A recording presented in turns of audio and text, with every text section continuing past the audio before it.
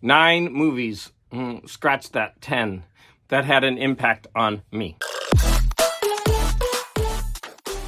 Hi, welcome to Garage Geek. So there's a thread going around about the 9 movies that impact you as a child or as a teen. I saw David Diggs' video yesterday, and he actually picked a couple that I would have chosen. For example, the Superman, the original movie, came out when I was a kid, and I absolutely loved that movie, but I didn't want to repeat anything. Now, I haven't seen anybody else's, so I might repeat some, but I try not to do that. I know B-Sides has one, and of course the originator of the thread, and I will put the link in my description. I wanted to approach this where I wanted to put the first 9 movies, and I actually came up with 10.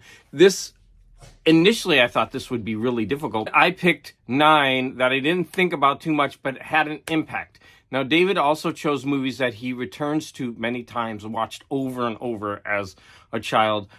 We didn't have a VCR in my house until very late. I think I'm older than David Diggs, and maybe that's why. Maybe could also be my economic status when I was young. We don't need to get into that. I'm going to go ahead and give you the 10 movies that impacted me as a child and why. The first one is Johnny Sacco and his flying robot, or amazing robot, or giant robot. I'm not sure which. I'm going to get clips, so I'll find out. This movie had a huge impact on me as a kid. I watched it whenever I could. I still remember that robot. He takes like 5 minutes to shoot. He goes back and he goes forth and he goes back and he goes forth, and then finally he goes rush tang or something like that, and then he starts shooting from his tips.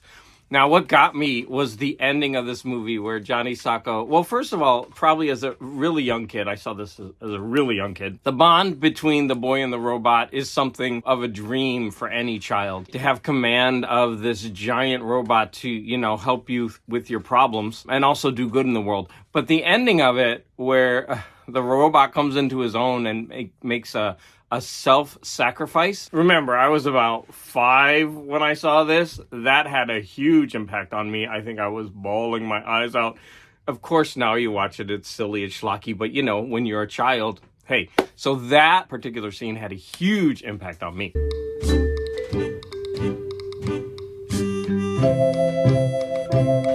Next is War of the Gargantuas. Now, I watched War of the Gargantuas a couple of years ago. I rewatched it. Hadn't seen it since I was a kid. It's just a common Japanese monster movie where you got these like a weird guy, redneck looking guys with their weird haircuts. But as a kid, these monsters fascinated me. There was a green one and a brown one, and one was good and one was evil. And they grew up. It's like the nature versus nurture idea. Of course, I didn't know any of that as a kid. I don't know why, but that movie fascinated me. I remember the scene where the one is, I remember this vividly. The one is sleeping and the other one comes up on him and they start this huge battle. Or wait, does he walk up on him and he wants to kill him, but he changes his mind, and so we realize, I think, that even though he's evil, there is something good in him. Something like that. It's okay. I should remember this because I just saw it a couple years ago. I remember after that movie, I was running around for a few days, probably being the most annoying child in the world, saying "slap, slap," because that's how those monsters spoke. Slap, slap, slap. I guess they communicate with one word like Groot. It's all how you say it. Okay, the third movie I'm going to talk about is The Screaming Skull. Now, this is the most ridiculous movie you're ever going to see, but my brother and my sister and I went to a Saturday morning matinee. There was a theater close to our house, like a block away. And so I remember seeing the original Batman movie there. It was a rerun. They made the mistake. I must have been like 5 or 6. They took me to The Screaming Skull, and I was the one that was screaming. I was so scared. I was traumatized that my brother had to leave the theater and take me home and then go back. It's probably so shameful because if you watch this movie now, it is like the funniest thing. It's like the stupidest movie you're ever going to see in your life. Therefore, its producers feel they must assure free burial services to anyone who dies of fright. Okay, the next movie is Buck Rogers and the 24th or 25th. I should have done my research before I did this. Buck Rogers and Some Century. As a kid, I was all over that movie. I know now that it's a Star Wars ripoff. I don't care. As a kid, you fixate on something and that's what you like. I was in love with that. And then they made it into a TV show, or vice versa. They could have taken a couple episodes and made it into a movie. I don't know. I don't think I've seen it since. But I was all over that, and it's probably because the lead in that show was so handsome, and what I loved, even as a kid, is he was really hairy. How do you know these things as a kid? But man, I was attracted to that guy, and I was super young. It's just in there. That's an example of nature versus nurture. Draconian army and taken aboard the King's flagship Draconia. Where am I?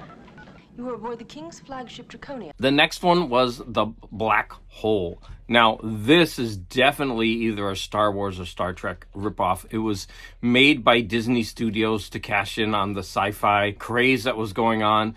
As a kid, I didn't really understand that. I begged my sister to take me, and finally she did. Is it an inferior movie? Probably. I didn't care as a kid. I was enthralled. The music, the robots, the spaceships. I still love all of that stuff, and it must stem from this time when I was young. And you can see that there's definitely a theme here. It's all horror or sci-fi. Companions of a sort. We can offer you the means of returning to Earth, Doctor. The next one is going to be, of course, Battlestar Galactica. Now, Battlestar Galactica, the original TV show, the movie was simply the first couple episodes woven together into a movie. I didn't realize that, I think, as a kid. I really, really liked the show Battlestar Galactica. I was fascinated where they go down. They're invited to this planet, and, they're all playing poker, whatever, drinks. And then they get into an elevator and they don't realize it, but some of the elevators don't stop at the floors that they should. And below that, there's some kind of Soylent Green kind of thing going on down there with these insect people. I don't want to give it away, but I think I did, and who cares? It's a Battlestar Galactica movie. What a great movie to see as a kid. It built up on this premise of having to escape and, a Judas, a betrayal. It's got so many of those themes in such a silly package, but for a kid, it was all fascinating. That is precision flying. For 1,000 years, a race of alien machines has been... And that's going to bring me to Star Trek, the motion picture. The advertising for this movie was everywhere. I absolutely wanted to see it. I don't know how old I was, but I convinced a friend to walk with me to the mall. And it was pretty far. It was like a 45-minute walk. And I remember it being, we trekked all across the city. And I remember my friend, he's like, oh, I know a shortcut. And we were cutting through all these people's yards. Sorry, doggy interruptions. I just remember that whenever I would go to the mall, I would stick to the main roads. So it was, fun and fascinating to walk through all these people's backyards. That led to a real problem once, because one time these people had a hammock in their yard, and I'd never been on a hammock, and me and my friend were there. And so I was so young, I stupidly got in the hammock and I flipped around, and this tooth, I think it was this one or this tooth lodged into my gum when I smacked into the ground. And I remember as a kid, I had to pull it out. So disgusting. But that's what you get for walking through random strangers' yards. What can you do? Kids back then did all this kind of weird stuff. There, not a lot of parental guidance back then. So Star Trek, the motion picture. So this movie was overlong, boring. I just remember they were in this little shuttle, right, going to the Enterprise for the first time, and they go around the ship like 20 times. Man, that should have been edited. The bald lady was running around half the movie going, V'ger.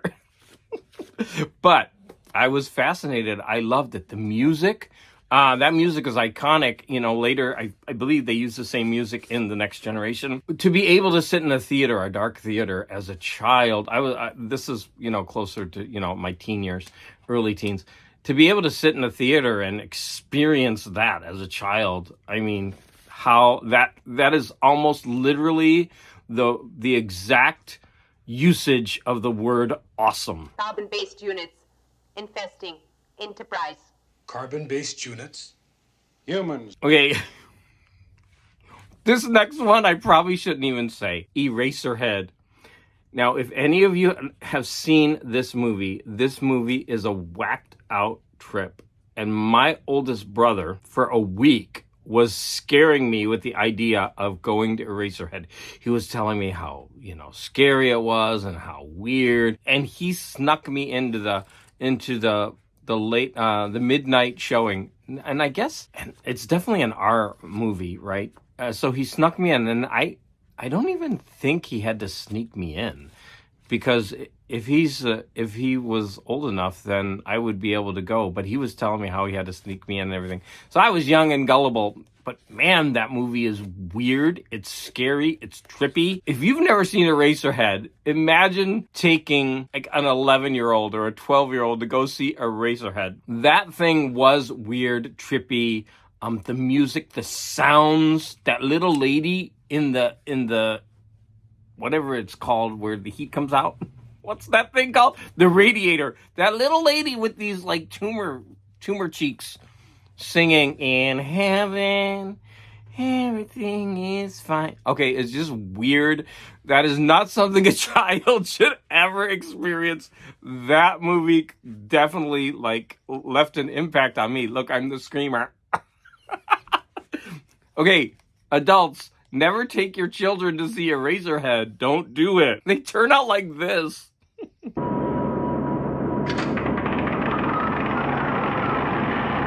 Okay, we got two more. Escape from Witch Mountain and The Cat from Outer Space. For some reason, I lumped these two together. I don't know. I honestly don't know if I saw them as a double feature. But I just remember Tony and Tia. I remember Tony and Tia. Anytime you say Tony, I immediately say Tia. It's just they're linked to me. What is that called? They're colloquialisms for me. Tony, Tia. Boom, they go together. Those two kids trying to escape what I now know is Bette Davis, right? The most famous actress ever, in one of her later roles. And as a kid, I didn't know who Bette Davis was. She was just like this evil witch trying to catch Tony and Tina for their telepathic powers. And they had to get to Witch Mountain.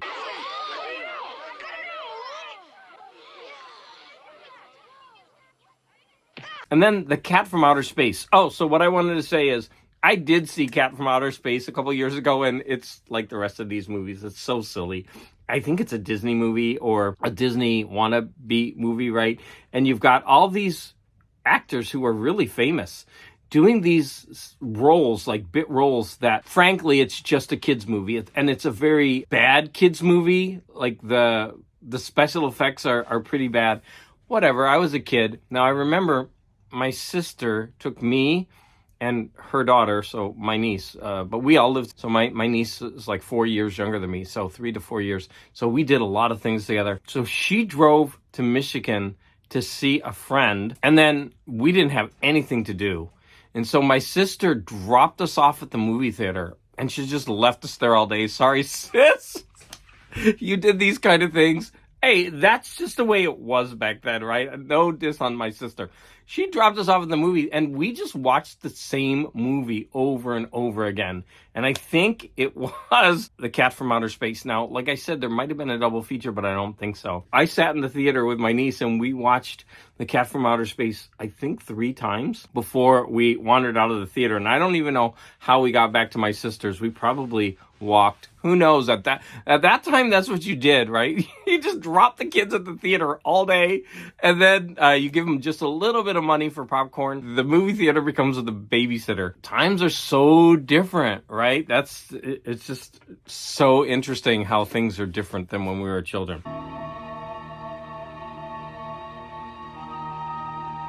Those are 10 movies. I hope you enjoyed me rattling on and on about them. Again, I would love any comments.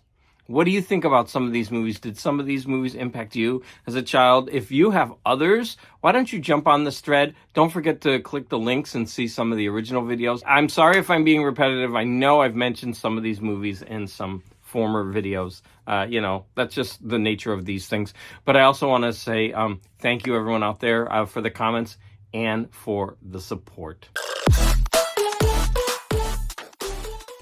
Buckwad, how I was alive, like